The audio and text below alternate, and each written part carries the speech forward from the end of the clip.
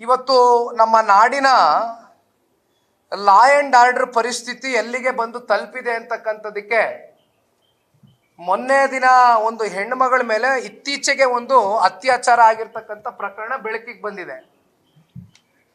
ಅದನ್ನ ಮಾನ್ಯರು ಗೃಹ ಸಚಿವರ ಹೇಳಿಕೆ ನಾವೆಲ್ಲರೂ ಗಮನಿಸಿದ್ದೇವೆ.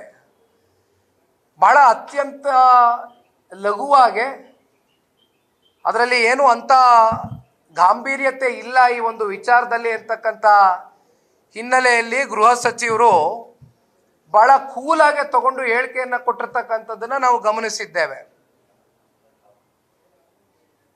ನಮ್ಮ ಲಾ ಆ್ಯಂಡ್ ಆರ್ಡರ್ ಯಾವ ಪರಿಸ್ಥಿತಿಗೆ ಬಂದಿದೆ ಅಂತಕ್ಕಂಥದ್ದಾದರೆ, ಇತ್ತೀಚೆಗೆ ನಡೆದಂಥ ಅಧಿವೇಶನದ ಸಂದರ್ಭದಲ್ಲಿ ಸದನದ ಒಳಗಡೆ ಇಲ್ಲಿ ನಮ್ಮ ಶಾಸಕ ಮಿತ್ರರು ಬಾಬಣ್ಣವರು ಕೂಡ ನಮ್ಮ ಜೊತೆಯಲ್ಲಿದ್ದಾರೆ.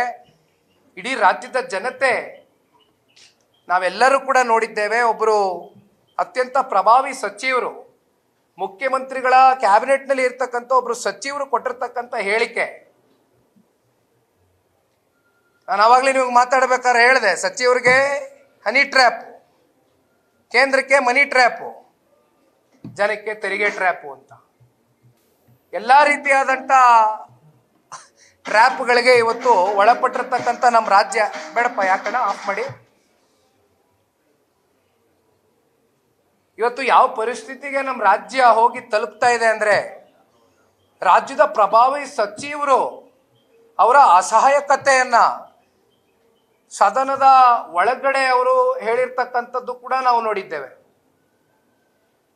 ಕಳೆದ 2 ವರ್ಷದ ಈ ಒಂದು ಕಾಂಗ್ರೆಸ್ ಪಕ್ಷದ ಅತ್ಯಂತ ಈ ರಾಜ್ಯದಲ್ಲಿ ಸಾಕಷ್ಟು ಪಕ್ಷಗಳು, ನಾಯಕರುಗಳು ಹಲವಾರು ಬಾರಿ ನಮ್ಮ ಕರ್ನಾಟಕ ರಾಜ್ಯವನ್ನು ಆಡಳಿತವನ್ನು ಮಾಡಿದ್ದಾರೆ. ಆದರೆ ಕೇವಲ 2 ವರ್ಷದಲ್ಲಿ 16ನೇ ಬಡ್ಜೆಟ್ ಮಂಡಿಸಿದಂಥ ರಾಜ್ಯದ ಗೌರವಾನ್ವಿತ ಮುಖ್ಯಮಂತ್ರಿ ಸಿದ್ದರಾಮಣ್ಣ ಅವರು ನಮ್ಮ ರಾಜ್ಯದ ಸಾಲ ಸ್ವಾತಂತ್ರ್ಯ ಕಳೆದ ಮೇಲಿಂದ ಇಲ್ಲಿಯವರೆಗೂ, ಅಂದರೆ ಕಳೆದ 2 ವರ್ಷದ ಹಿಂದೆ ಮಾತನಾಡ್ತಕ್ಕಂಥದ್ದಾದರೆ 5 ಲಕ್ಷ ಕೋಟಿ ಸಾಲ ಮಾಡಿದಂಥದ್ದು ಕರ್ನಾಟಕ ರಾಜ್ಯ ಸರ್ಕಾರ. ಆದರೆ ಇವತ್ತು ಕೇವಲ 2 ವರ್ಷದ ಒಳಗಡೆ, just A matter of 2 years and within 2 years, framework of 2 years, 2.25 lakh ಕೋಟಿ ಸಾಲ ಆಗಿದೆ. ನೀವು ಸಾಲ ತಗೊಳ್ತಕ್ಕಂಥದ್ದು ತಪ್ಪು ಅಂತ ನಾನು ಹೇಳಲಿಕ್ಕಿಲ್ಲ. ಅದ್ರ ಮಧ್ಯೆ ಮಾನ್ಯ ಸಿದ್ದರಾಮಣ್ಣ ಅವರು ಹಾಗೂ ಅವರು ಸಂಪೂರ್ಣ ಸಚಿವ ಸಂಪುಟ ಬಹಳ ಬೆಂತಟ್ಕೊಂಡ್ರು. ಅತ್ಯಂತ ಐತಿಹಾಸಿಕವಾದಂಥ ಒಂದು ಬಡ್ಜೆಟನ್ನು ಕೊಡ್ತಾ ಇದ್ದೇವೆ, ದೊಡ್ಡ ಗಾತ್ರದ ದೊಡ್ಡ ಪ್ರಮಾಣದ ಬಡ್ಜೆಟನ್ನು ಕೊಡ್ತಾ ಇದ್ದೇವೆ, 4 ಲಕ್ಷಕ್ಕೂ ಕೋಟಿಗೂ ಅಧಿಕ ಮೀರಿದಂಥ ಬಡ್ಜೆಟನ್ನು ಕೊಡ್ತಾ ಇದ್ದೇವೆ ಅಂತ ಹೇಳಿದರು. ಆದರೆ ಆ ಬಡ್ಜೆಟ್ ಕೊಡಬೇಕಾದ್ರೆ ಅದರ ಹಿಂದೆ ಎಷ್ಟು ನೀವು ಸಾಲ ಮಾಡಿದ್ದೀರಿ, ರಾಜ್ಯದಲ್ಲಿ ಇರ್ತಕ್ಕಂಥ ಒಬ್ಬೊಬ್ಬ ಕನ್ನಡಿಗನ ಮೇಲೆ ಎಷ್ಟು ಸಾಲದ ಹೊರೆಯನ್ನು ಹೊರಿಸಿದ್ದೀರಿ ಅಂತಕ್ಕಂಥದ್ದನ್ನ ನೀವು ಹೇಳಲಿಲ್ವಲ್ಲ.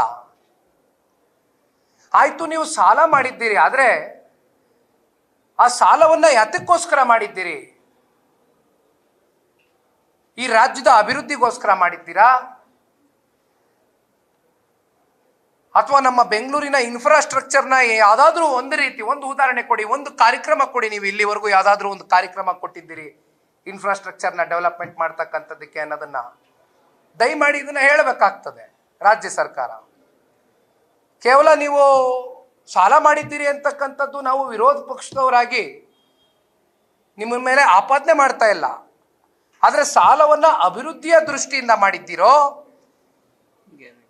ಅಥವಾ ಸಾಲವನ್ನ ನೀವು ಕೊಟ್ಟಿರ್ತಕ್ಕಂಥ ಸುಳ್ಳು ಟೊಳ್ಳು ಭರವಸೆಯ ಹೇಳಿಕೆಗಳಿಗೆ ಇವತ್ತು ನೀವು ಸಾಲವನ್ನ ತೀರಿಸ್ತಕ್ಕಂಥದ್ದಕ್ಕೆ ಸಾಲ ಮಾಡಿದಿರೋ, ಅದನ್ನು ಉತ್ತರ ಕೊಡ್ಬೇಕಲ್ಲ ಇವತ್ತು ಈ ರಾಜ್ಯದ ಜನತೆಗೆ. ಅದನ್ನ ನಾವು ಪ್ರಶ್ನೆ ಮಾಡ್ತಾ ಇದ್ದೇವೆ.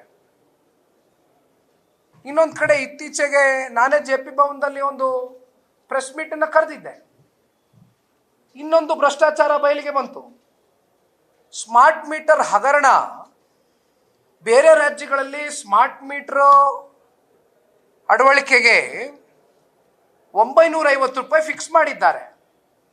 ಆದರೆ ನಮ್ಮ ರಾಜ್ಯದಲ್ಲಿ ಬಾಟಾ ಪ್ರೈಸ್ ಕೊಟ್ಟಿದ್ದಾರೆ ನಮಗೆ 4,998 ರೂಪಾಯಿ. 5,000 ಅಲ್ಲ, 2 ರೂಪಾಯಿ ಕಮ್ಮಿ ಕೊಟ್ಟಿದ್ದಾರೆ ಬಾಟಾ ಪ್ರೈಸ್.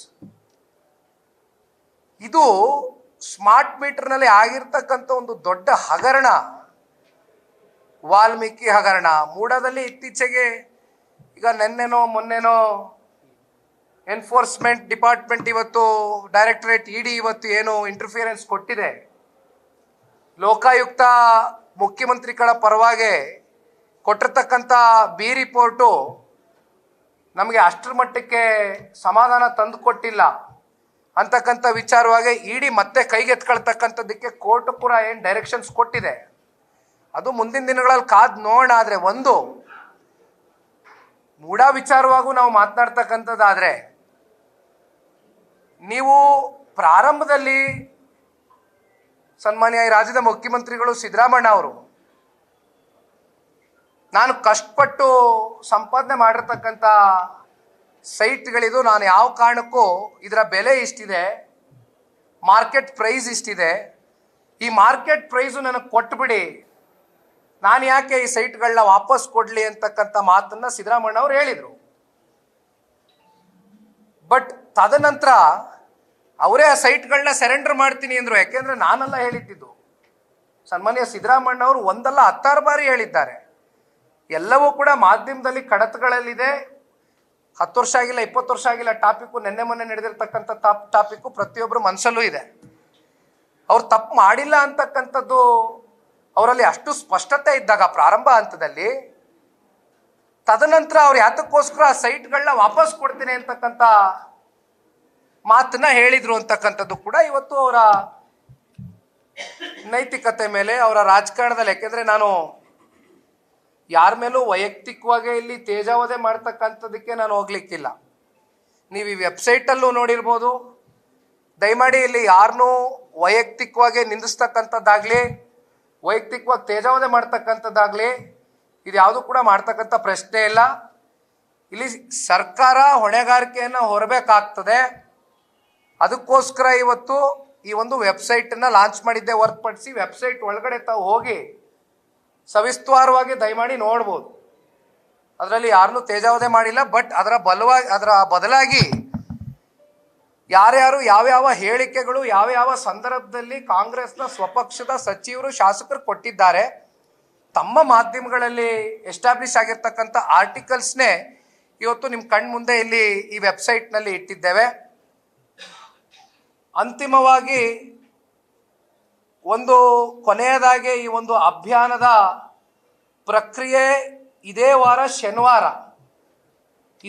ಶನಿವಾರದಂದು ಫ್ರೀಡಮ್ ಪಾರ್ಕ್ನಲ್ಲಿ ಒಂದು ದೊಡ್ಡ ಮಟ್ಟದ ಬೃಹತ್ ಅಭಿಯಾನವನ್ನು ಜನತಾದಳ ಪಕ್ಷದ ಕಾರ್ಯಕರ್ತ ಬಂಧುಗಳು ಜೊತೆಯಲ್ಲಿ ಪಕ್ಷದ ಎಲ್ಲ ನಮ್ಮ ಗೌರವಾನ್ವಿತ ಶಾಸಕರು, ಗೌರವಾನ್ವಿತ ಮಾಜಿ ಶಾಸಕರು, ಸಂಪೂರ್ಣ ಪಕ್ಷದ ವತಿಯಿಂದ ಸನ್ಮಾನ್ಯ ನಮ್ಮ ಕೇಂದ್ರದ ಸಚಿವರಾಗಿರ್ತಕ್ಕಂಥ ಶ್ರೀ ಕುಮಾರಣ್ಣ ಅವರ ನೇತೃತ್ವದಲ್ಲಿ ಈ ಒಂದು ಅಭಿಯಾನವನ್ನು ನಾವು ಶನಿವಾರದ ದಿನ ಒಂದು ಪ್ರತಿಭಟನೆಯ ಮೂಲಕ ರಾಜ್ಯದ ಜನಗಳಲ್ಲಿ ಅವರಲ್ಲಿ ಇರ್ತಕ್ಕಂಥ ಭಾವನೆಗಳಿಗೆ ಸ್ಪಂದಿಸ್ತಕ್ಕಂಥ ಒಂದು ಅಭಿಯಾನವನ್ನು ಮಾಡ್ತಾ ಇದ್ದೇವೆ.